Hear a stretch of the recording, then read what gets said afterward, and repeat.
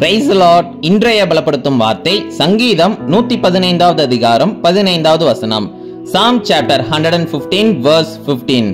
வானத்தையும் பூமியையும் படைத்த கர்த்தராலே நீங்கள் ஆசீர்வதிக்கப்பட்டவர்கள். Blessed are you by the Lord who made heaven and earth. ஹல்லேலூயா. இன்றைக்கு அநேகர் நீங்க உங்களுடைய வாழ்க்கையில எனக்கு ராசியே இல்லை, நான் எல்லாவற்றிலும் நான் தோற்றுதான் நான் போவேன், எனக்கு எந்த ஒரு பலனுமே கிடைக்காது அப்படின்னு சொல்லி நீங்க இன்னைக்கு சோர்ந்து போயிருக்கிறீங்க. அப்படிதானே? எனக்கு எல்லா நாளுமே கெட்ட நாளாவே இருக்குதுன்னு சொல்லி நீங்க நினைத்து கொண்டு இருக்கிறீங்க. உண்மையான காரியம் என்ன தெரியுமா? வேதவசனம் சொல்கிறது, இந்த உலகத்தையே படைத்த கர்த்தராலே நீங்கள் ஆசீர்வதிக்கப்பட்டவர்கள் என்று. ஹல்லேலூயா. நீங்க எல்லாருமே ஒரு ஆசீர்வதிக்கப்பட்ட சந்ததியாக இருக்கிறீங்க. கர்த்தர் உங்களை ஆசீர்வாதமாக மாற்றி தருவார்.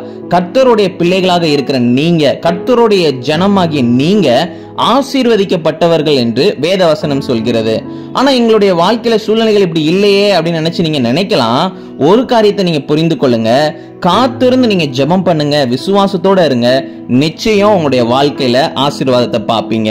அதனால இப்ப இருக்கிற காரியங்களை பார்த்து சோர்ந்து போகாம காத்திருங்க, நல்ல ஜெபம் பண்ணுங்க, விசுவாசத்தோட இருங்க. நிச்சயம் கர்த்தர் உங்களுக்கு வைத்திருக்கிற அந்த ஆசீர்வாதத்தை நீங்க பெற்றுக்கொள்வீங்க. கர்த்தர் உங்களை அதிகமாக ஆசீர்வதிப்பார், உங்களை கொண்டு பயன்படுத்துவார். நம்ம எல்லாரும் கண்கள் மூடி ஜெபிக்கலாம். எங்களை நேசிக்கிற நல்ல தகப்பனே, ஏசப்பா பிள்ளைங்களை ஆசீர்வதிங்க. ஆண்டவரே ஏசப்பா, பிள்ளைங்களுக்கு அநேக காரியங்கள் ஆண்டவரே ஏசப்பா ஒரு பெரிய மகிமையான வாழ்க்கையை நீங்க வைத்திருக்கிறீங்க. நீங்க பிள்ளைங்களை பிளஸ் பண்ணி ஆண்டவரே ஒவ்வொரு காரியங்களையும் ஆண்டவரே உயர்வை கொடுங்க, நீங்க மகிமைப்படுங்க. இயேசுவின் மூலம் ஜெபிக்கிறோம் எங்கள் ஜீவனுள்ள நல்ல பிதாவே. ஆமேன், ஆமேன், ஆமேன். சோர்ந்து போகாதீங்க, நீங்க கர்த்தரால் ஆசீர்வதிக்கப்பட்டவர்கள். சந்தோஷமா இருங்க. God bless you. Have a joyful day.